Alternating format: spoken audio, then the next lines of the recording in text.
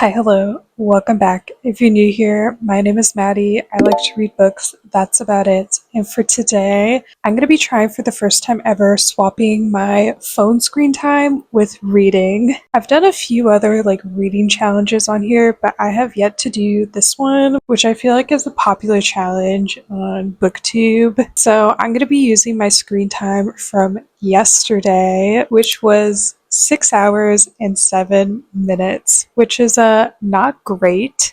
Honestly, I've had worse days than this, but I feel like 6 hours is still just too much time to be spending on my phone. And yesterday, I didn't even have the excuse of well, I was editing on my phone, so that's why my screen time is so high.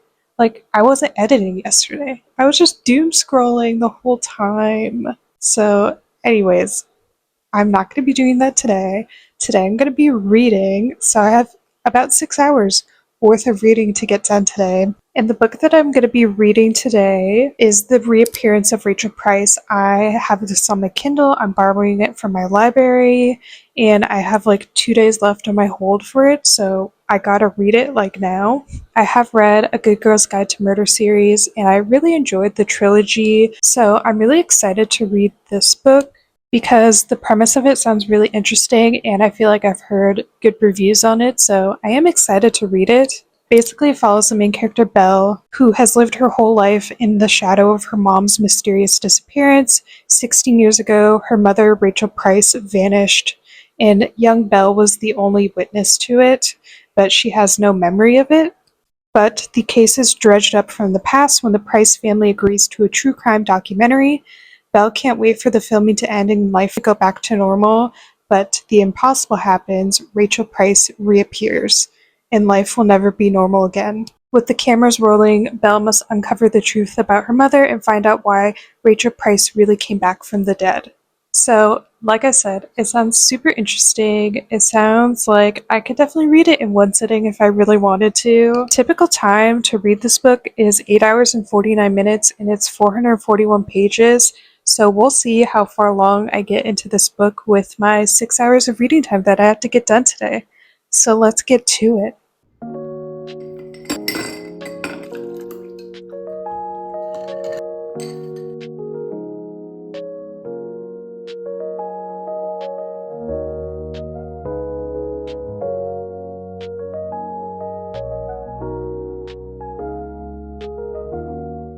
So I've been reading for about 2 hours. I'm about 100 pages into the book so far. I'm about 25% in. I feel like I'm finally at the point where things are starting to happen because Belle's mother, Rachel Price, finally returned.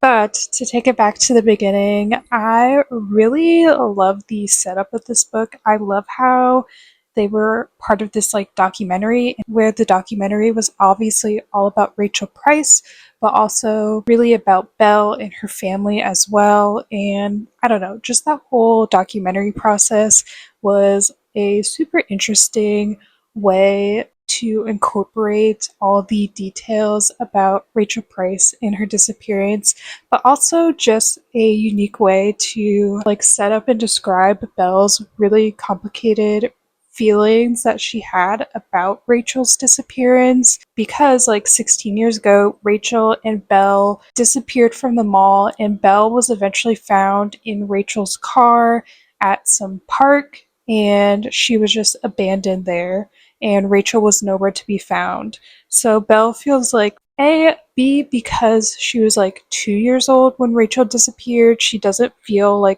very connected to Rachel either. But I don't know, I just feel like Belle has thoughts and feelings about the situation that you might not expect. So that's been really interesting to read about. Also, there's a little bit of family drama in the beginning that was really funny.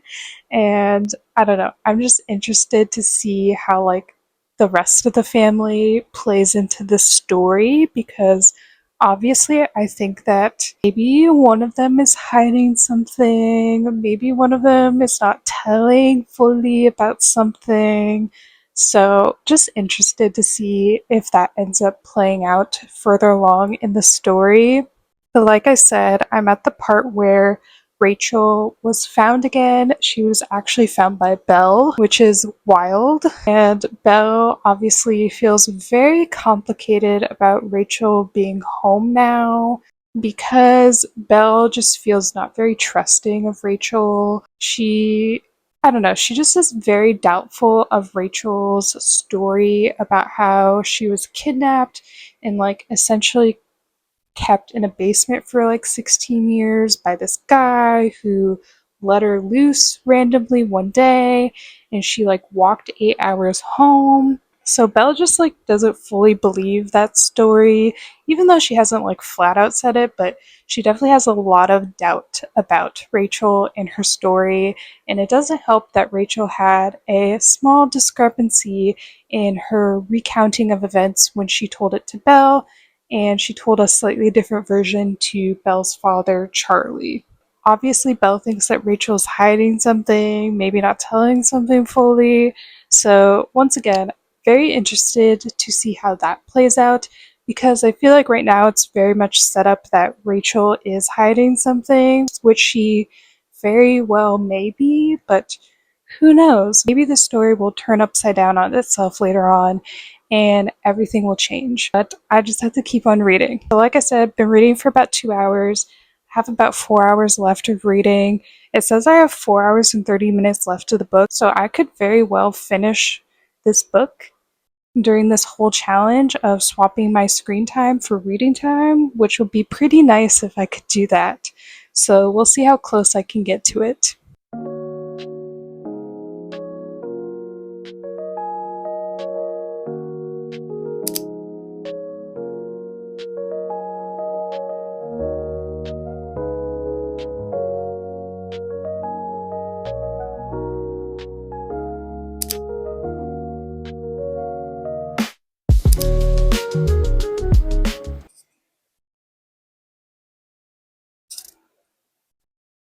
Do you have anything to say, sir?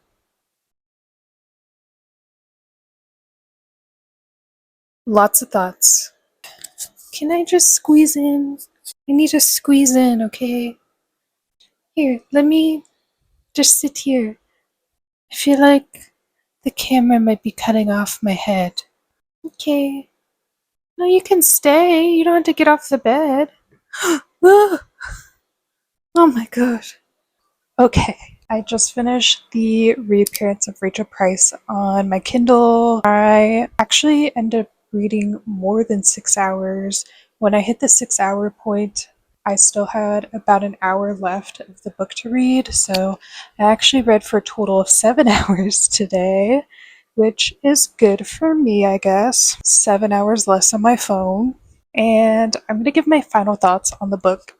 I feel like a part of me really loved and enjoyed the book. I love the documentary setting. I thought that was so unique and just a unique way to like tell the story, especially the details around Rachel Price, how she disappeared and all of that. But as much as I really like that and I thought that the book flowed together nicely, I don't know. It's just some parts truly lost me. There is a romance subplot in this book, but I don't even know if I would call it that.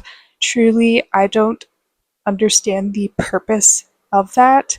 Like, I get that the intention was the overall message of it was going to be character growth for Belle, but I felt like that message and that character growth were shown in other ways besides the romance. So I don't know, I just like didn't really understand it. I didn't really feel a connection between them at all, and I kind of wish it was left out of the story. When I did finish this book, I immediately went on to Goodreads because I had to know what other people were thinking, and definitely there are people who didn't really like Belle as a character and thought she was just too mean to like other people. And I can definitely see how people think that about Belle because I don't know, she was that way towards people.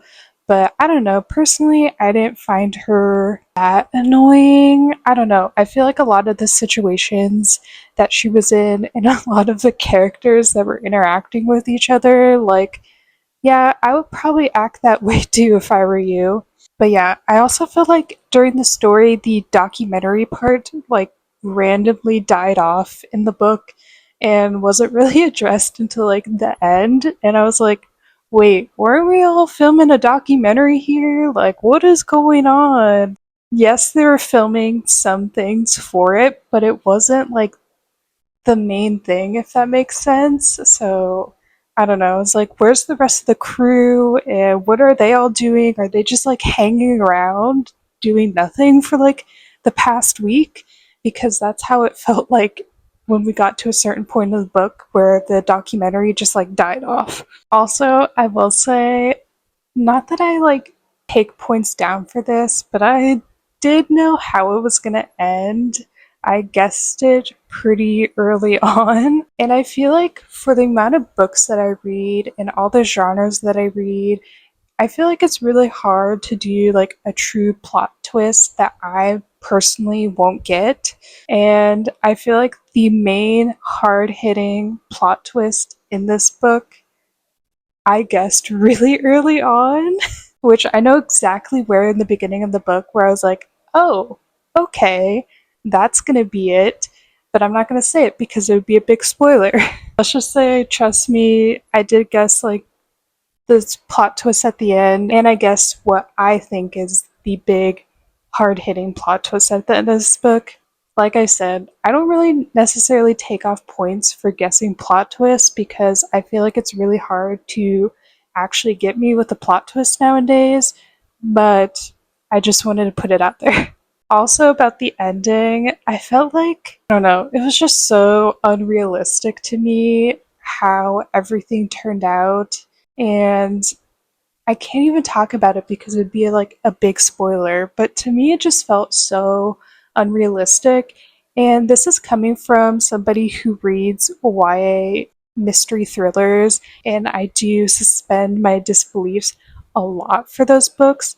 Like, one of my favorite YA mystery thriller series is the Natural series, and it's literally about teens getting recruited into the FBI, which, like, is super unrealistic. But that series was so much fun that I was able to overlook that or not really like put a lot of thought into that.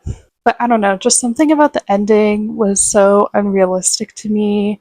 And I was like, okay, I guess if you want to do that, doesn't really make sense, but okay. So I don't know. I don't know about like the logistics and the realism of the ending, but it happened.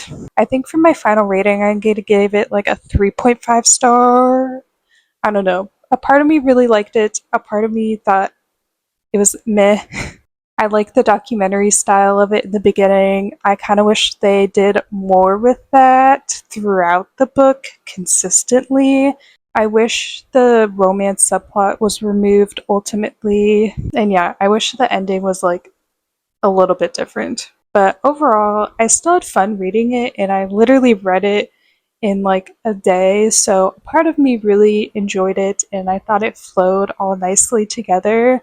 But I don't think this was my personal favorite by Holly Jackson. And I feel like a lot of people really love this book. I've heard great reviews about this book. So I'm kind of surprised that I felt kind of about it. Like, I liked it, but I don't know, just like wasn't my favorite. But I am glad I read it. I did have a good time. And I feel like if you were interested in this book already, you should definitely read it and give it a shot, especially if you read other books by Holly Jackson before. To me, it felt like a book like Holly Jackson, so you might enjoy it more than I did. But yeah, that concludes this video. I swapped my phone screen time with reading time. I ended up reading for like 7 hours today. So I exceeded my goal of 6 hours and 7 minutes to read today, so good for me. But I felt like this challenge was really fun, and I like doing it in a day. I don't know. It just feels more attainable to do that in a day rather than like a whole week. I feel like I've seen people do this challenge for an entire week, which I wish I could do that, but right now I can't do that. But maybe one day I could. Who knows? Thank you so much for watching if you made it this far. And until next time, I'll see you later.